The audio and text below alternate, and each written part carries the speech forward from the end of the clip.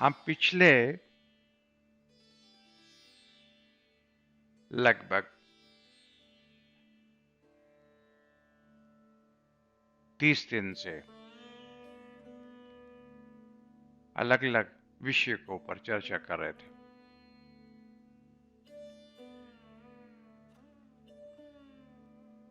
इससे पहले हमने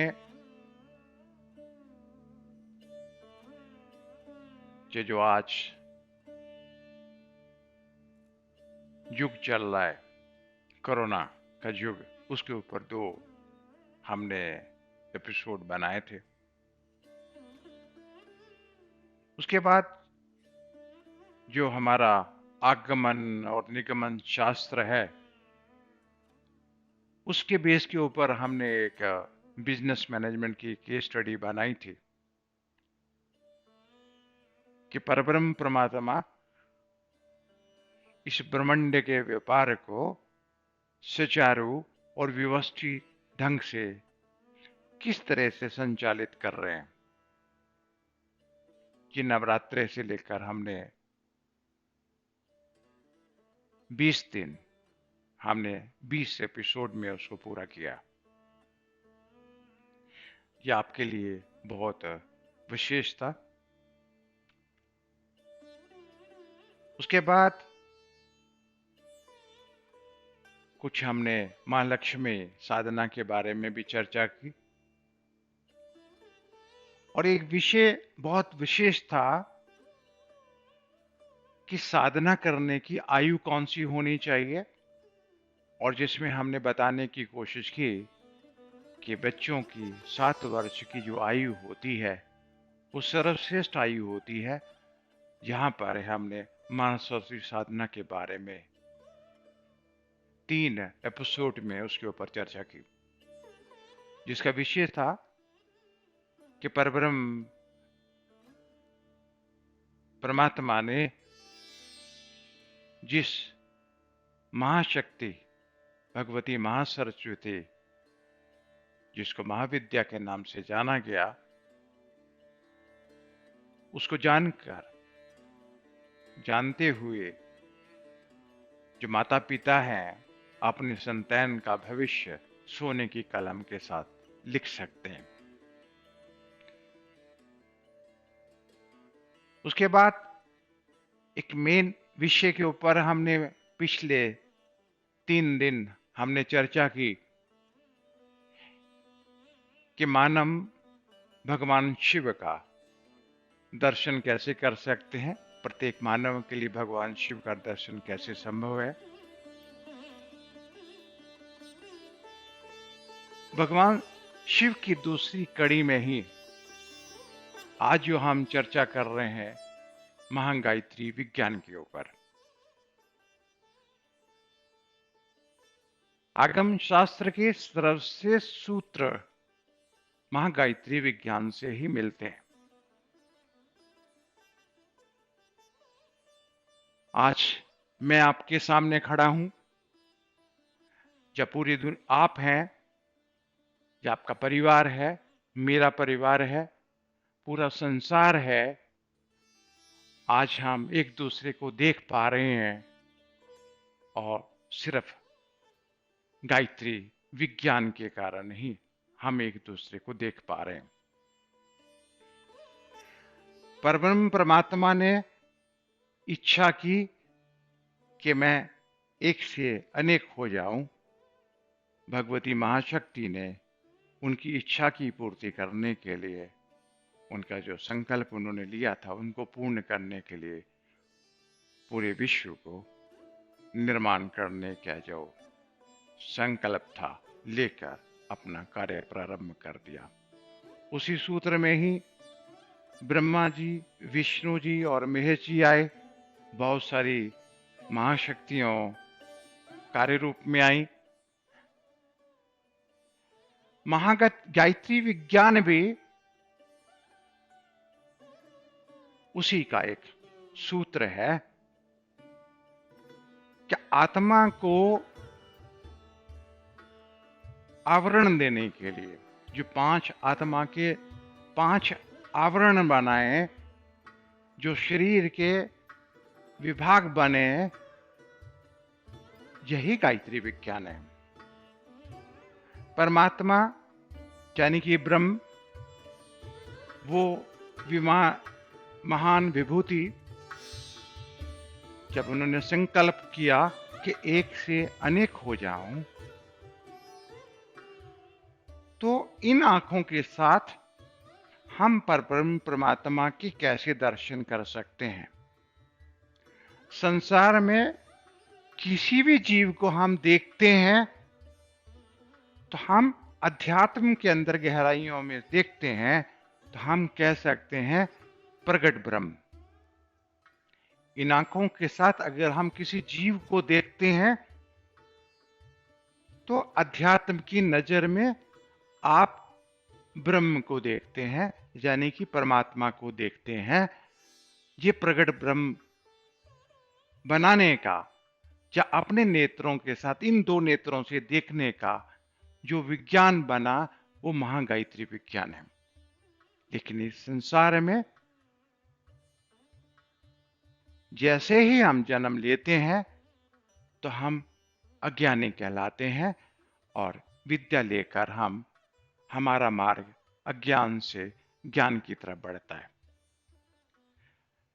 हम जो शिक्षा स्कूलों में या कॉलेज में लेते हैं, वो जो पढ़ाया जाता है कि आप अच्छी जगह नौकरी आपको मिल जाए, अच्छी तरह अपना व्यवसाय कर पाए, लेकिन आंतरिक जो विद्या है, जो अध्यात्म विद्या है, उस विद्या किसी गुरु श्रेष्ठ के पास जाकर उस विद्या को हम ले सकते हैं।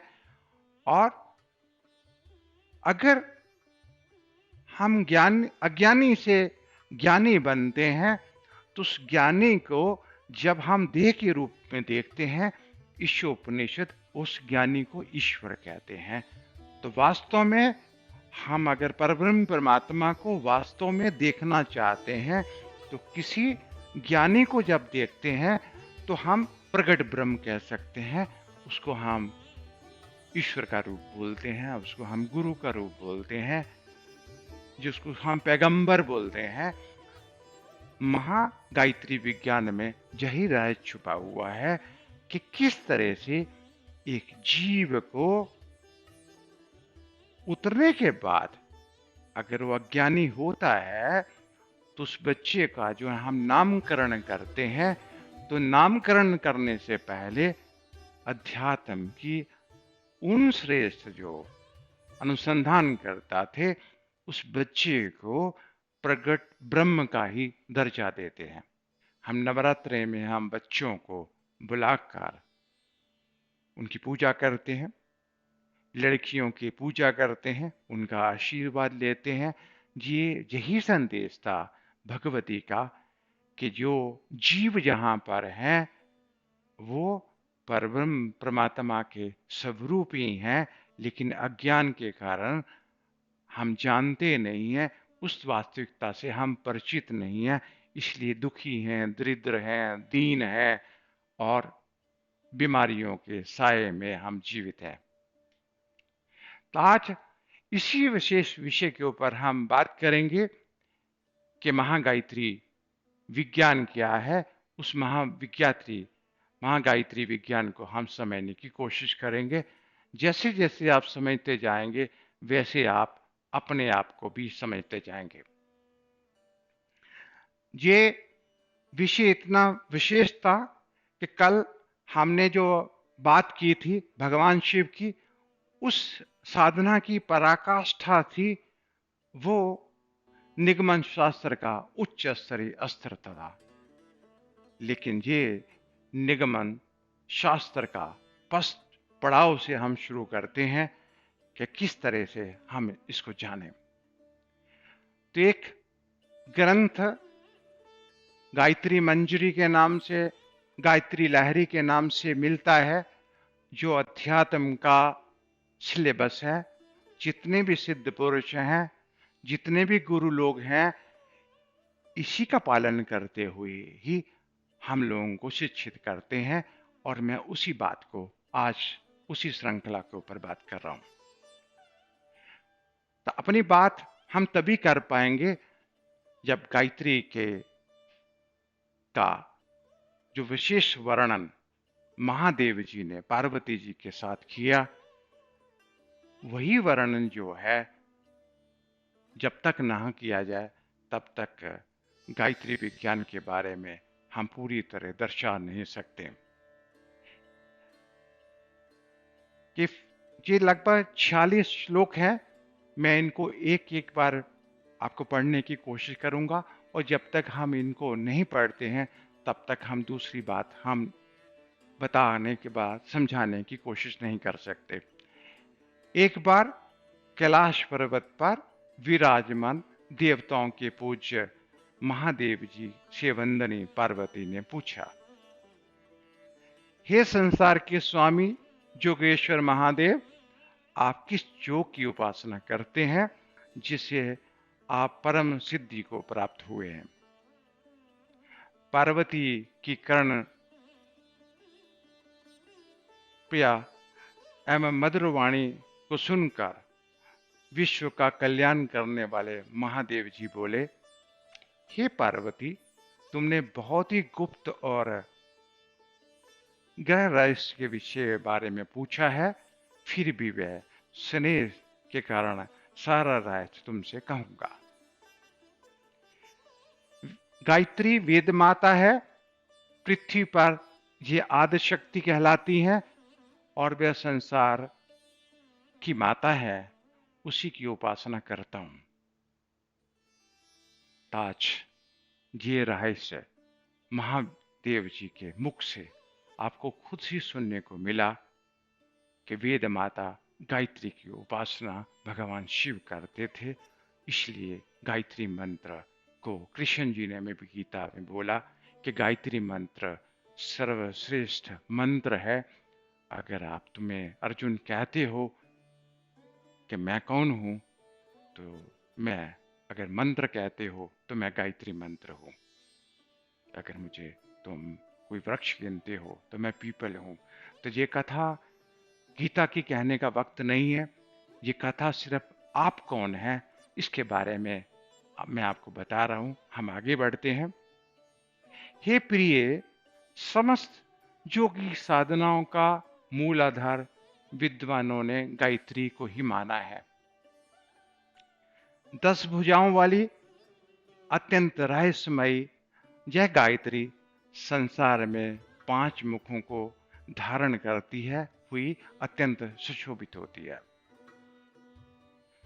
आज हम किसी देवता के 5 मुख देखते हैं, किसी के हम 4 मुख देखते हैं, लेकिन उन 4 मुख और 5 मुखों के बीच में जो रहस्य छुपा हुआ है, जो पंचमुखी गायत्री है, जो 5 जो आवरण है, जो पंचकोश है, इसीलिए गायत्री को हम पंचमुखी गायत्री कहते हैं।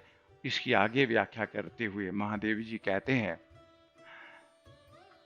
शिव के अत्यंत गूढ़ वचनों को सुनकर अतिशय जिज्ञासा वाली पार्वती ने शिव जी से पूछा, हे प्राणबल कृपालु, कृपा करके इन 5 मुख और 10 भुजाओं का रहस्य मुझसे बतलाइए। पार्वती के इन कोमल वचनों को सुनकर महादेव जी पार्वती की शंका का समाधान करते हुए बोले, पृथ्वी पर गायत्री की जो महान शक्ति है, वह इस आत्मा में अनंत भाव से ओतप्रोत हो रही है। जीव पंच आवरणों को धारण करता है, वे ही कोश कहलाते हैं। हे पार्वती, उन्हीं को गायत्री के पंचकोश कहते हैं। अन्न में, प्राण में, मनो में, विज्ञान में और आनंद में ये 5 कोश कहलाते हैं। पिछले हमने 20 दिन इनके ऊपर काफी चर्चा करने की कोशिश की।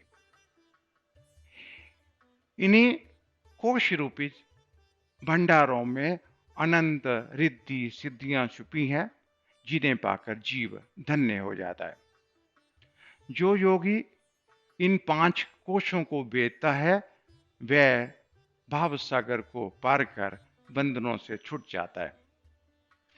जो इन कोशों के गुप्त रहस्य को जानता है वो निश्चय ही परम गति को प्राप्त करता है। मनुष्यों के शरीर अन्न से बनते हैं, उपतिकाओं पर स्वास्थ्य निर्भर करता है। आज ये रहस्य अब सभी को जानना बहुत जरूरी था। मनुष्यों के शरीर अन्न से बनते हैं, उपतिकाओं पर स्वास्थ्य निर्भर करता है। तो उपतिकाओं, हम अन्नमय कोश में उपतिकाओं के ऊपर हम चर्चा करेंगे, जिससे हम जान सकें कि स्वस्थ जीवन कैसे जिया जाता है और किस वजह से हमें दुख, तकलीफ और रोग रहते हैं। आसन, उपवास, तत्व शुद्धि और तपस्या से अन्नमय कोश की शुद्धि होती है। प्राण शक्ति से मनुष्य का ऐश्वर्य, पुरुषार्थ, तेज एवं जस निश्चय ही बढ़ता है। 5 महाप्राण, 5 लघु प्राण, इन 10 उत्तम प्राण में कोश बनाए। बंद, मुद्रा और प्राणायाम द्वारा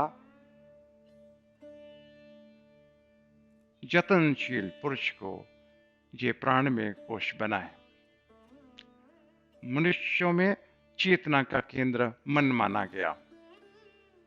उसको वश में होने से महान अंता शक्ति पैदा होती है। ध्यान, त्राटक, तन्मात्रा और जप, इनकी साधना से पार्वती मनोमय कोश अत्यंत उज्जवल हो जाता है। यह निश्चय है।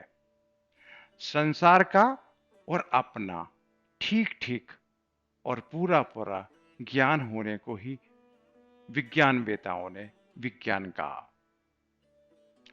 सोहम की साधना, आत्मानुभूति, स्वरों का संयम और ग्रंथि भेदन, इनकी सिद्धि से जतनशील की आत्मा में ही प्रिय विज्ञान में कोश प्रबुद्ध होता है। आनंद आवरणा की उन्नति से अत्यंत शांति देने वाली तुरीय अवस्था साधक को संसार में प्राप्त होती है।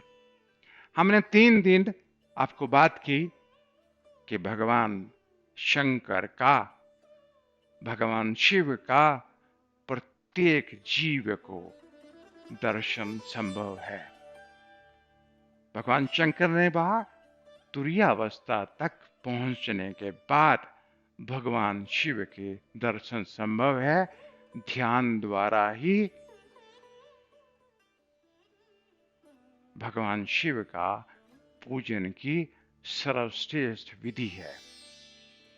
तो आज वशिष्ठ जी के बारे में अगर रामचंद्र जी की कोई पहचान आज पूछना चाहता है कि रामचंद्र जी इतने पूजनीय क्यों थे, रामचंद्र जी 16 साल की आयु में जो उनको मिला, 1 महीने के अंदर जो उनको पता चला, आज किसी को 60 साल की उम्र में पता चलता है, किसी को 50 साल की उम्र में पता चलता है।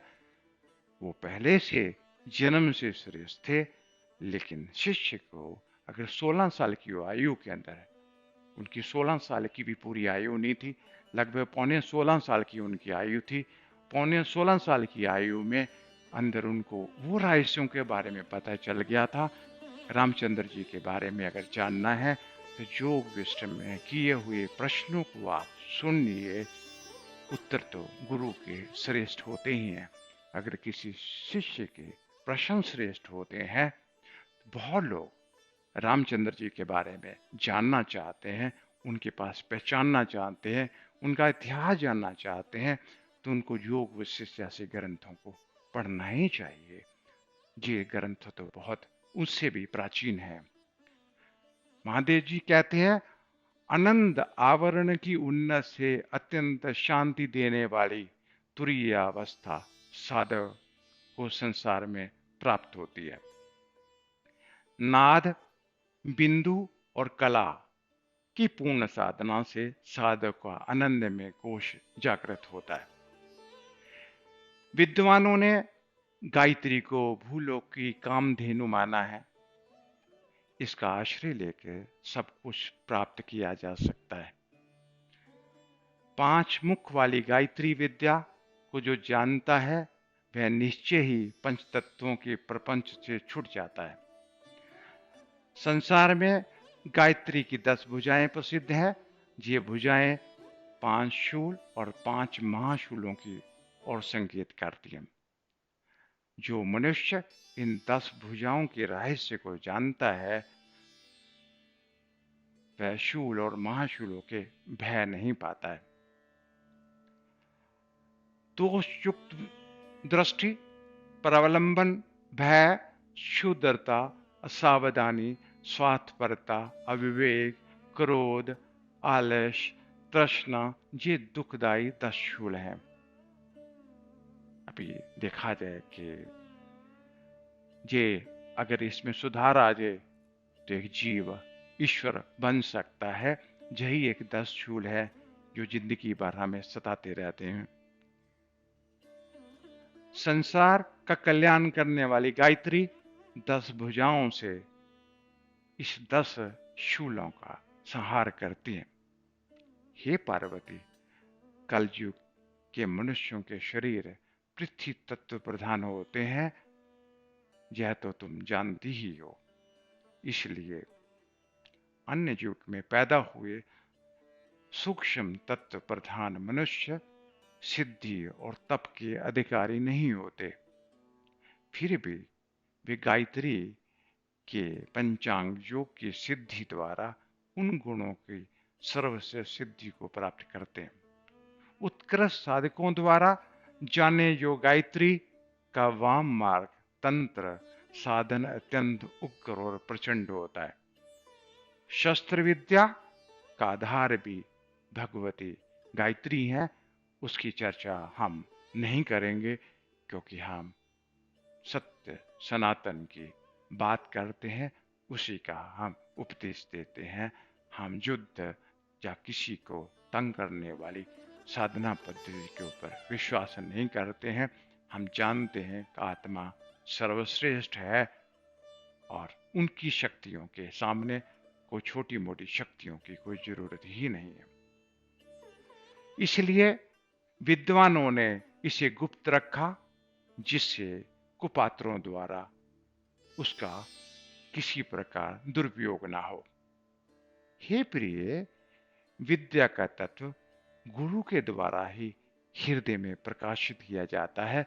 बिना गुरु के यह विद्या निष्फल हो जाती है। भगवान शंकर प्रथम गुरु थे जिन्होंने इस सृष्टि में गुरु परंपरा की श्रृंखला को शुरू किया।